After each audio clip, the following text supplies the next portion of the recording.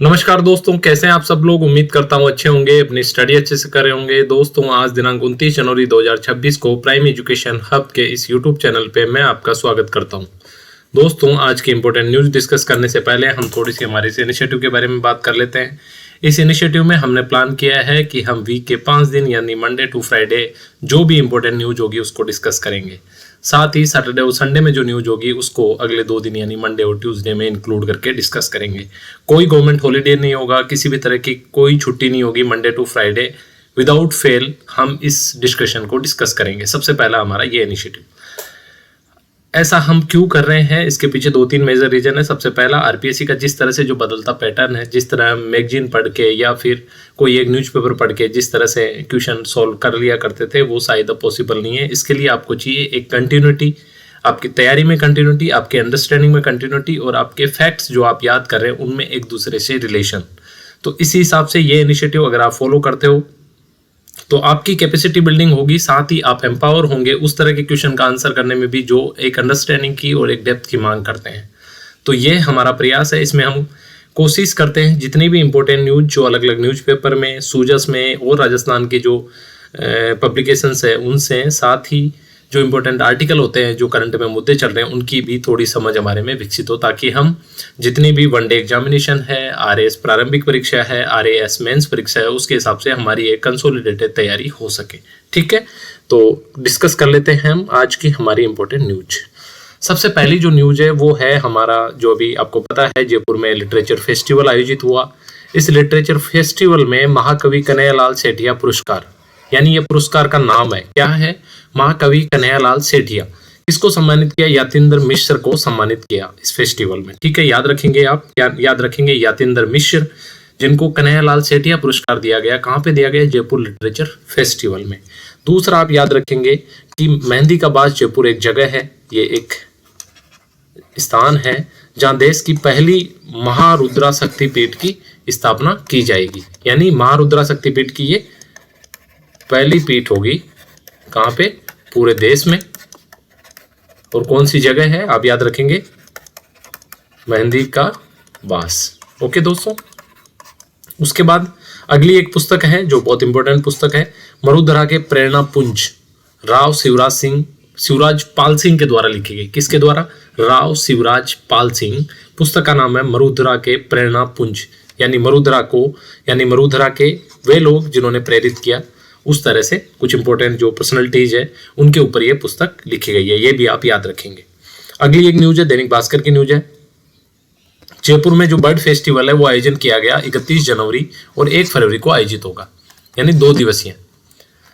कौन आयोजित कर रहा है? Green people society Jaipur, one विभाग और WWF। और कहाँ पे हो रहा है? ये हो रहा है कानोता कैंप रिजोर्ट जामड़ोली। ठीक है, उद्देश्य क्या है इसका? स्टूडेंट में पक्षी संरक्षण और आर्द्र भूमियों के प्रति जागरूकता बढ़ाना। थीम क्या है? Join the celebration of wings and wetland.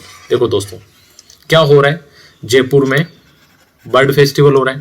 ठीक है, बर्ड फेस्टिवल हो रहा है। कब होगा? 31 जनवरी और 1 फेब, यानी 2 दिवसीय। ठीक है, कहाँ पे हो रहा है? जामड़ोली जयपुर में।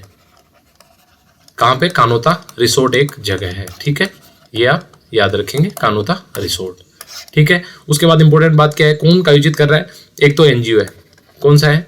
Green people society, green people society. ठीक है, दूसरा कौन है? वन विभाग, राजस्थान सरकार। और एक तीसरा है WWF, world wild life nature for fund. ये एक वैश्विक ऑर्गेनाइजेशन है जो भी इसमें भागीदार है, यानी ये तीनों संस्थाएं मिलकर इसका आयोजन कर रही है। आयोजन करने के पीछे उद्देश्य क्या है कि स्टूडेंट में स्पेशली पक्षियों के संरक्षण और वेटलैंड्स की महत्वपूर्णता के बारे में एक जागरूकता विकसित हो सके। दोस्तों, आपको पता है अभी जो एनवायरनमेंट चेंज हो रहा है, इसमें सबसे बड़ा जो योगदान है एनवायरनमेंट को बचाने में वो हमारी वेटलैंड्स का है। इनकी इंपॉर्टेंस बहुत ज़्यादा है। वेटलैंड इस तरह की जगह होती है जो काफ़ी आर्द्र होती है, लाइक जहाँ पे पानी हमेशा जमा रहता है, और वेजिटेशन जो होती है वो काफ़ी घनी होती है और एनवायरनमेंट फ्रेंडली होती है। इस तरह की जगह को हम बोलते हैं वेटलैंड। ठीक है, और इसकी जो थीम है वो भी आप याद रखेंगे, join the celebration of wings and wetland. Join the celebration of wings and wetlands. ठीक है, कब हो रहा है? 31 जनवरी से 1 फरवरी, 2 दिवसीय। कौन आयोजन करवा रहा है? Green people society Jaipur, one विभाग राजस्थान सरकार और WWF, इनके सहयोग से ये आयोजित किया जा रहा है। कहां पे होगा? कानोता कैंप रिजोर्ट, जामडोली, जयपुर में। उसके बाद दोस्तों हमने थोड़े दिन पहले एक आर्टिकल डिस्कस किया था कि ऑस्ट्रेलिया ने टीनएजर यानी 18 वर्ष से जो कम उम्र के बच्चे हैं उनके सोशल मीडिया यूज पर बैन लगा दिया था, और हमने बात करी थी कि इसके परिणाम को बाकी देश भी ऑब्जर्व करेंगे और इसको अन्य देश भी लागू करने का प्रयास करेंगे। इसी के तहत फ्रांस ने भी अभी एक 15 वर्ष से कम उम्र के बच्चों के लिए इसको बैन कर दिया है। तो आप as a substantial material mains के आंसर्स में इसको यूज कर सकते हैं, और शायद सीधा भी पूछा जा सकता है कि हाल ही में किन 2 देशों ने छोटे बच्चों के लिए सोशल मीडिया बैन किया है। तो आप आंसर करने में कैपेबल होंगे। पहला होगा ऑस्ट्रेलिया और दूसरा भी है फ्रांस। ठीक है। उसके बाद एक वाइली रिसर्च हीरोज, एक पुरस्कार है वाइली रिसर्च हीरोज, इसको मिला डॉक्टर चंद्रकांत लहरिया को। नाम याद रखेंगे। ये कौन थे?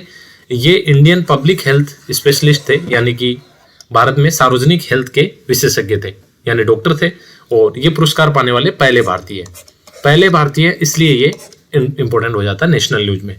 कौन सा पुरस्कार है? वाइली रिसर्च हीरोज, किसको मिला? डॉक्टर चंद्रकांत लहरिया। एक ये इक्विपमेंट है, यानी एक रोबोट है ह्यूमनाइड ASC अर्जुन। देखो दोस्तों, ये ASC अर्जुन जो है, ASC अर्जुन, ये क्या है? ये एक रोबोट है। ठीक है। किसने विकसित किया? RPF, हमारी रेलवे प्रोटेक्शन फोर्स जो है, RPF रेलवे प्रोटेक्शन फोर्स, इसने विकसित किया है। कहाँ पे? ये विशाखापट्टनम रेलवे स्टेशन पे सबसे पहले मतलब अपना काम करेगा।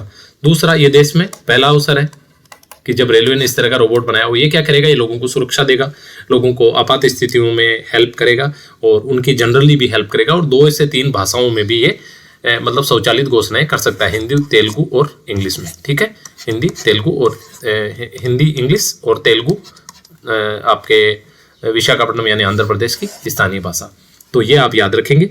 ASC अर्जुन भारतीय रेलवे का पहला ह्यूमनॉइड रोबोट है, RPF ने तैयार किया है, विशाखापट्टनम रेलवे स्टेशन पे काम करेगा और अंग्रेजी, हिंदी, तेलुगु में खुद ऑटोमेटिक घोषणाएं कर सकता है। जिस तरह रेलवे स्टेशन पे ऑटो में आपने सुनी होगी आवाज जो ट्रेन के आने जाने और सारी चीजों की।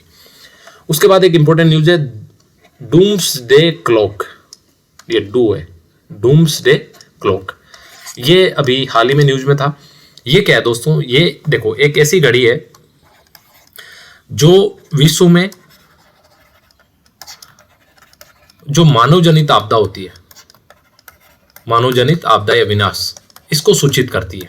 यानी इसमें रात के 12 बजे को क्या माना जाता है? विनाश माना जाता है, और दुनिया इस 12 बजे से कितनी दूर है इसका एक प्रेडिक्शन करती है। तो इस प्रेडिक्शन में क्या, जैसे 1953 में जब अमेरिका ने हाइड्रोजन बम का ब्लास्ट किया था, तो इन्होंने कहा था कि दुनिया विनाश से सिर्फ 2 मिनट दूर है। ठीक है, 2 मिनट दूर। फिर 1991 में क्या हुआ कि जब रूस का विखंडन हो गया और रूस और अमेरिका के बीच एक निशस्त्रीकरण वो संधि हुई थी, उस संधि के तहत यह था कि दोनों ही अपने परमाणु हथियार कम करेंगे। तो इस समय बढ़ा के ये समय हो गया था 17 मिनट। यानी कहाँ आप देखो 1953 में 2 मिनट था और 1991 में 17 मिनट हो गया। फिर 99 में पाकिस्तान और भारत परमाणु परीक्षण करते हैं, फिर ये समय घट के 3 मिनट के आसपास पहुंच गया।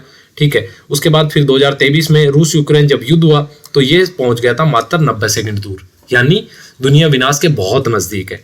फिर 2025 में जब पेरिस समझौते से ट्रंप पीछे हटे थे तो फिर ये 89 यानी 1 सेकंड और कम हो गया था। इसमें दुनिया विनाश का मतलब हो गया पहला कि परमाणु हथियार जिस तरह से विकसित हो रहे हैं वो एक खतरा, और दूसरा पर्यावरण से जो खतरा है। तो जैसे ही अमेरिका पीछे हुआ 1 सेकंड ये पीछे हो गया। और अभी जिस तरह से अमेरिका का जो रवैया वेनेजुएला के खिलाफ था, अभी जो रिसेंट की इसकी रिपोर्ट है 2026 जनवरी की, उसमें ये 85 सेकंड यानी दुनिया विनाश के कितने नजदीक है इसका प्रेडिक्शन इस घड़ी के माध्यम से किया जाता है। इसको डूम्सडे क्लॉक सीधा पूछा जा सकता है एग्जाम में, बहुत इंपॉर्टेंट है, आप याद रखेंगे। ठीक है, ये bulletin of the atomic scientist की प्रतीकात्मक घड़ी है, यानी एक सिंबॉलिक घड़ी है जो हमें अवेयर करती है कि देश जो है किस तरह की पॉलिसीज अपना रहे हैं और ये एक पूरी मानव जात के लिए किस तरह का खतरा है। ठीक है, उसके बाद एक इंपॉर्टेंट न्यूज है बैक्टीरियन ऊंट। देखो दोस्तों, ये जो ऊंट है ये आपका पाया जाता है लद्दाख में, इसको मुंद्रा ऊंट भी बोला जाता है। क्या है? बैक्टीरियन ऊंट इसका नाम है, और इसको स्थानीय भाषा में मुंद्रा ऊंट भी बोला जाता है। ये 2 कुबड़ वाला ऊंट है। देखो जनरली क्या होता है, ऊंट में 1 कुबड़ होती है, जो राजस्थान वगैरह में जो ऊंट मिलते हैं उनमें 1 कुबड़ होती है, लेकिन इसमें 2 कुबड़ होती है, यानी डबल हम्प वाला ऊंट होता है ये। और ये बहुत ही कम नंबर में, केवल 365 है, और जो अधिकतर है वो भी नुब्रा घाटी में। नुब्रा एक घाटी है लद्दाख की, जो एक कोल्ड डेजर्ट है, उस डेजर्ट में बेसिकली ये पाए जाते हैं। और इनकी विशेषता ये होती है कि बहुत कम ऑक्सीजन लेवल में भी ये सर्वाइव कर लेते हैं, पॉइंट नंबर 1। दूसरा, -30 डिग्री में भी ये आराम से जीवित हो जाते हैं। अभी न्यूज में क्यों है? क्योंकि 2 कर्तव्य पथ पे जो परेड हुई थी, और हमारी आपको पता है जिस तरह उस्ता कला शामिल हुई थी, उसी तरह लद्दाख का ये जो अपना बैक्टीरियन ऊंट है ये शामिल हुआ था। और इन 2 ऊंट जो शामिल हुए थे उनका नाम था गलवान, पहले का, दूसरे का नुब्रा। तो ये भी आप याद रखेंगे, ठीक है। उसके बाद एक आर्टिकल हमने इंक्लूड किया है कि अमेरिका जिस तरह की पॉलिसीज अपना रहा है, अब अमेरिका जिस तरह संकीर्णता दिखा रहा है, वो पूरी दुनिया के लिए किस तरह से खतरनाक हो सकती है। राइटर इसमें ये बात करते हैं, ठीक है। तो सबसे पहले राइटर बोलते हैं कि UN framework on climate change, ये एक वैश्विक समझौता है जिससे यूएस बाहर आ गया, और इस तरह के 65 अन्य संगठनों और समझौतों और मंचों से भी यूएस बाहर आ गया। आप सोच के देखिए, यूएस जो है वो सबसे बड़ा भागीदार हुआ करता था इस वैश्विक व्यवस्था का। ये जो सारे संगठन है, लगभग आधे से ज्यादा, इवन आप 90% जो संगठन है वो अमेरिका ने खुद बनाए, खुद फंड किए उनको, और आज वो इनसे पीछे हट रहा है। तो इनकी इंपॉर्टेंस अपने आप ही कम हो जाती है। और इंपॉर्टेंस ही क्या, इनके जो रोजमर्रा के खर्चे हैं वो चलाने भी मुश्किल हो गए कुछ कुछ संगठनों की, इस तरह की स्थिति है। तो इसमें राइटर जो है वो चिंता जाहिर करते हैं, ठीक है। अपने पहले कार्यकाल में ट्रंप पेरिस समझौते से बाहर आ गए थे, आपको पता था 2015 में, ठीक है। जलवायु परिवर्तन के विरुद्ध सकारात्मक कार्रवाई के लिए यह संगठन बनाया गया था। फ्रांस के पेरिस शहर में समझौता हुआ था। उस समझौते से भी ट्रंप जब पहली बार राष्ट्रपति बने थे तब बाहर आ गए थे। और इस बार भी संयुक्त राष्ट्र से जुड़ी एजेंसियों, एडवाइजरी पैनल से बाहर निकलने की घोषणा की है। और इनमें जो अधिकतर है वो जलवायु से संबंधित है, नवीकरणीय ऊर्जा से संबंधित है, लैंगिक समानता से संबंधित है, और अल्पसंख्यकों के अधिकारों से संबंधित है। लेकिन सभी जो इस तरह के संगठन थे इनसे यूएस से बाहर आ गए। तो राइटर इसमें ये बोलते हैं कि अमेरिका के इस कदम से पूरी दुनिया पे एक नकारात्मक प्रभाव पड़ सकता है, ठीक है। और निश्चित तौर पे ये जो उनका अनुमान है ये गलत भी नहीं है। जैसे कि जो वर्ल्ड हेल्थ ऑर्गेनाइजेशन यानी WHO, विश्व स्वास्थ्य संगठन, अमेरिका अगर प्रतिबद्धता खत्म करता है, और जैसा कि उसने WHO के साथ में कर दी, इससे क्या फर्क पड़ेगा? इससे देखो, माँ और बच्चों की जो MMR और CMR है, यानी मातृ मृत्यु दर और चाइल्ड मृत्यु दर, ये इसमें बढ़ोतरी हो सकती है, ठीक है। बीमारी की निगरानी में कमी हो सकती है। टीबी, मलेरिया जैसे जो रोग है इनके इलाज के लिए जो प्रयास चल रहे हैं उन प्रयासों में कमी हो सकती है, ठीक है। HIV एड्स रोकथाम के लिए जो प्रयास चल रहे हैं उन पे बड़ा नकारात्मक असर पड़ सकता है, क्योंकि ये सभी जो सेक्टर है वो बाहरी निधि पर निर्भर है। यानी इन देशों, और इसमें सबसे ज्यादा WHO में लगभग 60% की जो फंडिंग है वो अमेरिका करता था। तो सोच के देखिए, WHO जितने भी देशों में इस तरह के कार्यक्रम चला रहा था तो वो सारे कार्यक्रमों का चलना लगभग मुश्किल हो जाएगा, ठीक है। और एक और बात राइटर्स में बोलते हैं कि अमेरिका के इस रवैये से एक और फर्क पड़ेगा कि चीन और रूस जैसे देश तो पहले से ही वैश्विक इस व्यवस्था को चुनौती देते आए हैं, तो वो भी इस तरह की उनकी मनमानी जो है वो भी बढ़ जाएगी।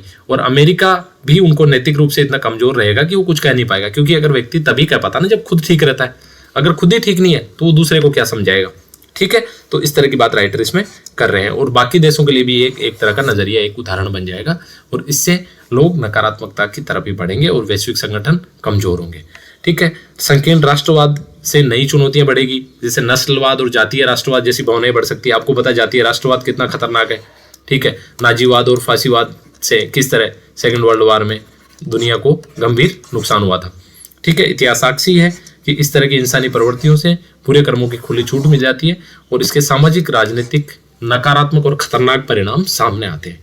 तो इस तरह की बात राइटर यहाँ पे कर रहे हैं। देखो, हम यूज कैसे कर सकते हैं, जैसे अगर कोई ग्लोबल ऑर्डर की बात करते हैं किसी आर्टिकल में, तो हम वहाँ एज एग्जाम्पल यूज कर सकते हैं, ठीक है। विश्व व्यवस्था पे कोई बड़ा क्वेश्चन आता है वर्ल्ड हिस्ट्री से या वर्ल्ड कंटेम्प्रेरी इश्यूज से, तो वहाँ पे हम इसको एज एग्जाम्पल कोट्स कर सकते हैं कि किस तरह अमेरिका का बाहर आना वैश्विक संगठनों और वैश्विक व्यवस्था के प्रति को किस तरह गंभीर खतरा उत्पन्न कर सकता है, ठीक है।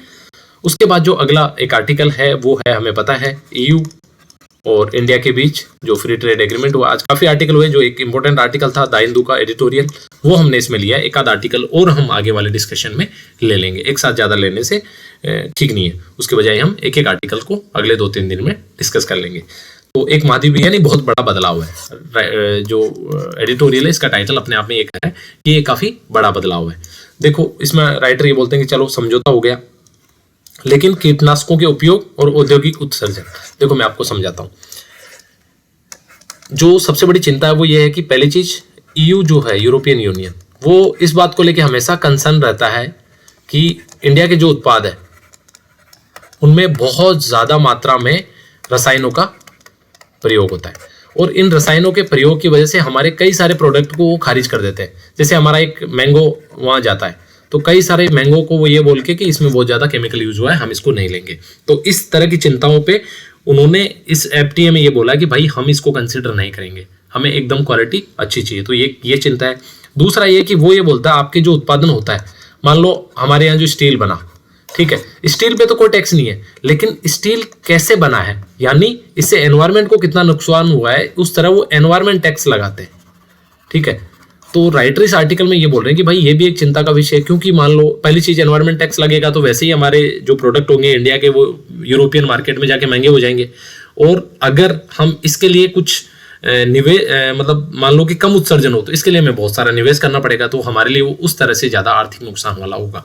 ठीक है, तो राइटर यहाँ यही करना चाह रहा है कि इन दोनों चिंताओं का समाधान करना चाहिए ताकि एफटीए का जो कार्यान्वयन है वो सहज हो सके, अच्छा हो सके। ठीक है, आगे राइटर बोलते हैं कि ये बहुत बड़ी खबर है, अच्छी बात है कि ये समझौता हुआ है और अगले साल की शुरुआत से ही दोनों पक्षों को ही, यानी यूरोपियन यूनियन को और इंडिया को कम कीमतें, अधिक मांग और ज्यादा रोजगार के अवसर मिलेंगे। तो एक पॉजिटिव साइड बोल रहे हैं कि भाई ये अच्छी बात है, ये हो गया है, इससे कम कीमतें, अधिक मांग और ज्यादा रोजगार के अवसर दोनों देशों को ही मिलेंगे। आगे ये बोलते हैं कि पिछले साल ब्रिटेन के साथ भी ये समझौता हुआ और दोनों ये समझौते मिलकर निर्यात वृद्धि की दिशा में आधार तैयार करेगा, यानी इससे हमारा जो एक्सपोर्ट है वो बढ़ेगा और हमारे जो हाई स्किल्ड जो हमारे श्रमिक है उनको भी विदेशों में रोजगार मिलेगा। देखो ये जो समझौता हुआ है ये केवल प्रोडक्ट्स का ही समझौता नहीं है, इसमें सर्विसेज यानी सेवाएं भी शामिल है। सेवाओं का मतलब हो गया जैसे हमारे यहाँ के जो आईटी प्रोफेशनल्स है, यानी आईटी में ट्रेंड जो लोग हैं वो भी अब विदेशों में जाके उनके लिए कार्य करना इजी रहेगा। विदेशों से मतलब हमारा यूरोपियन यूनियन में, तो उनके लिए भी रोजगार के अवसर बढ़ेंगे। दूसरा राइटर इस आर्टिकल में ये बोलता है कि यूरोपीय संघ भारत का सबसे बड़ा व्यापार भागीदार है, यानी दोनों मिलकर लगभग 200 अरब डॉलर से ज्यादा का व्यापार करते हैं और व्यापार में भी भारत के पक्ष में है संतुलन, यानी हमारा निर्यात अधिक है और आयात कम है, यानी हम ट्रेड डेफिसिट नहीं है, हमारा ट्रेड सरप्लस है, यानी व्यापार अधिशेष हमारे पक्ष में। तो और दूसरी बात आगे अगर 98% शुल्क समाप्त हो जाते हैं तो ये दोनों हमारे जो उत्पाद है वो और ज्यादा प्रतिस्पर्धी बनेंगे, यानी पॉजिटिव साइड ये हमारे लिए अच्छा रहेगा। आगे राइटर बोलते हैं कि हमारे जो उपभोक्ता है उनके लिए भी अच्छा रहेगा, उनके लिए चॉकलेट से लेके कारों तक यूरोपीय जो वस्तुएं हैं वो धीरे धीरे सस्ती हो जाएगी और जो पूरी तरह निर्मित कारें हैं, यानी जो कंप्लीट जो कार बन के आ रही है बाहर से यूरोप से इंडिया में, उस पे टैरिफ हमने कहा था 110% से कम हो गया, कितना हो गया 10%। तो ये भी एक अच्छी बात है। लेकिन राइटर यहाँ पे ये चुनौती बोल रहे हैं कि ये सारी चीजें ठीक है, बट 27 देश यूरोपीय यूनियन में उनको समझाना और उनको मनाना, सबको एक टेबल पे लेके आना, ये बड़ी चुनौती भारत के लिए रहने वाली है। यानी इसके अनुमोदन जो है, इस देखो यूरोपीय यूनियन का अध्यक्ष आके इस समझौते को फाइनल कर दिया, लेकिन अब यूरोपीय यूनियन की जो अपनी बैठक होगी उसमें सारे देशों को इसका अनुमोदन भी करना होगा। तो इस अनुमोदन के लिए जो हमारी डिप्लोमेटिक पावर हमें लगेगी उस पर हमें फोकस करने की जरूरत है। राइटर लास्ट में ये बोलते हैं कि देखो जुलाई में ब्रिटेन के साथ समझौता हो गया था, लेकिन क्या हुआ, कुछ नहीं, कार्यान्वयन अभी भी लंबित है और यहाँ 27 सरकारों से देश को हमारी जो डिप्लोमेसी है उसको निपटना पड़ेगा। तो निरंतर जो कूटनीतिक प्रयास है उनकी इसमें आवश्यकता पड़ने वाली है।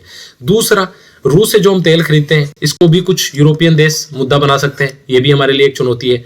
और एक और, पिछली बार फरवरी में हम ये बात कर रहे थे कि अमेरिका और भारत मिलकर 500 अरब डॉलर का ट्रेड कर लेंगे, मिशन 500 की बात हो रही थी, और आपको पता है फिर किस तरह से यूएसए का रुख हमारे प्रति बदलता है और हम पे बहुत ज्यादा टैरिफ लगा देते हैं।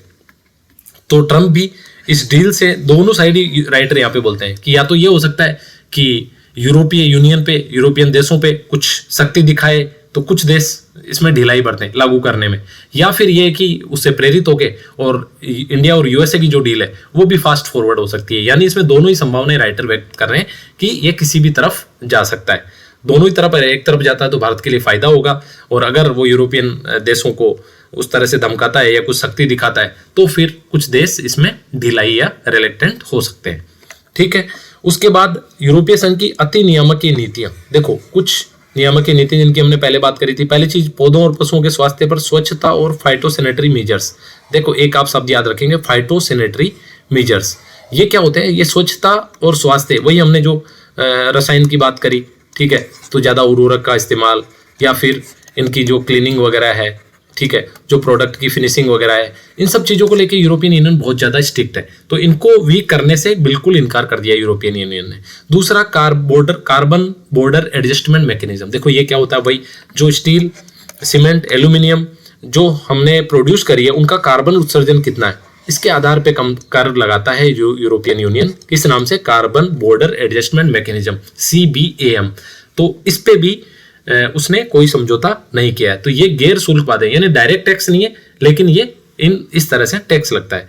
तो इन पे भी बड़े निवेश की आवश्यकता होगी, और जब निवेश होगा तो भारतीय उत्पादों की लागत भी बढ़ जाएगी। तो इस तरह से चुनौतियां तो है इसमें, लेकिन फिर भी राइटर एक बात बोलते हैं कि ये बहुत अच्छा है और इससे हमें निश्चित तौर पे फायदा होगा। लेकिन इसके लिए हमें जो डिप्लोमेटिक हमारा चैनल है उसको कंटिन्यू हमें लगातार जारी रखे और सारे 27 देशों को कॉन्फिडेंस में लेके और हमें समझौते को अनुमोदन इसका करवाना चाहिए। ठीक है, तो ये था हमारा आज का डिस्कशन।